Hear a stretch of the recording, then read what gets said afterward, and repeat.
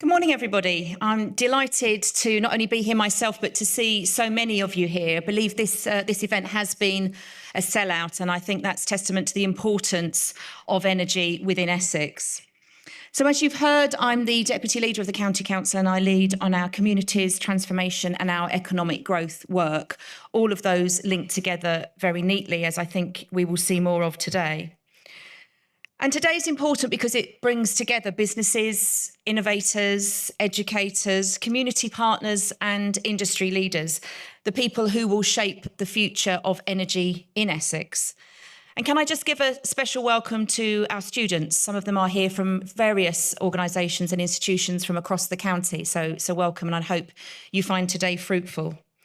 Because you represent the next generation, whether that be business owners, engineers, technicians, problem solvers. So to have you as part of our day is really important. So thank you for being here. The summit builds on the momentum of the energy roundtables that we held last summer, where industry leaders helped to define the challenges and the opportunities that we face. So today we continue those conversations which, although many don't realise it, really matter to every resident and business in the county. And why is that? Well, that's because energy underpins everything, both in growing our economy and providing for our communities and delivering for our future. The importance of aligning energy with the broader economic strategy for Essex cannot be overstated. We need to think about energy needs for housing growth, business growth, both existing and new technology for AI and data centres. And the good news is that Essex is ready to lead in the energy space. We have robust infrastructure, an increasingly skilled workforce, and the collective drive to play a central role in the UK's transition to clean, secure and affordable energy, helping to drive sustainable and economic growth. In Essex, we have £26 billion of infrastructure investment planned and underway. It's a huge figure. Roads, rail, housing, digital networks, energy, the works. Projects that don't just change maps, they will genuinely change communities and lives. And you can see that everywhere. The £1.1 billion investment into Stansted, which will bring 5,000 new permanent jobs with it. The £1 billion at London Gateway with new rail, new berths and high-value employment opportunities. Freeports, unlocking huge space for modern industry. The £9 billion Lower Thames crossing, opening up a whole new corridor for business. And of course, 2 universities who are training the workforce of tomorrow. So with such a strong foundation, our shared ambition for Essex is to become an area which can really lead in energy innovation, in wind, solar, nuclear and hydrogen. Clean energy already contributes nearly £500 million a year to the Essex economy and supports over 1,300 jobs. With the right investment, workforce and infrastructure, we can multiply that impact many times here in Essex. We can literally become a national powerhouse. And across the county, we are seeing progress, whether that be in offshore wind, solar power with the Longfield solar farm.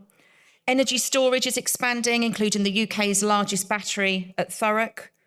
Hydrogen innovation is emerging at Harwich Freeport and the Port of Tilbury, with early stage work underway in Harwich, where a feasibility project is exploring opportunities for clean industrial fuel production.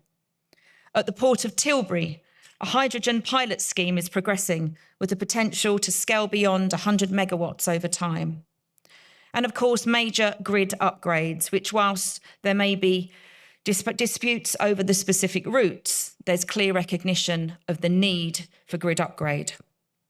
These represent billions of pounds of investments, thousands of jobs and a major boost to the UK's energy future. But despite our strengths, there are challenges that we must tackle as well. Power infrastructure needs continually upgrading to keep pace with demand and generation changes. Billions of pounds of private sector investment are currently at risk if the grid cannot deliver the power where and when it's needed. And no one disputes the need for clean energy growth, but it needs to be a practical approach so that immediate energy needs can be met in a way that does not stifle growth. There are currently companies wanting to come and invest in our county, but they're being held back because of the lack of energy provision. We cannot allow that to happen. A national workforce skills gap that could reach up to 400,000 energy professionals by 2030 also needs to be developed. And we need to create a resilient supply chain that enables local businesses to compete for and win major energy infrastructure contracts. And of course, there's the need for sustained investment to unlock economic opportunities and high-value jobs. Now, none of this is unique to Essex. We see it across the country. But the scale of development here makes them particularly pressing. At Essex County Council, we are committed to keeping energy and sustainability at the heart of our growth plans. And that means backing major infrastructure upgrades. It means strengthening local skills and education pathways. It means giving businesses the clarity that they need to invest and ensuring every community feels the benefits of the energy transition. But we can only achieve this together, which brings us back to today. Government, industry, education providers, and local communities all have a role to play. So today is about strengthening the work that's been done to date, building partnerships and sparking new ones. So I encourage everyone to take part in today, particularly in the breakout sessions where we'll have an opportunity to network and speak with others. I hope today does inspire further conversations.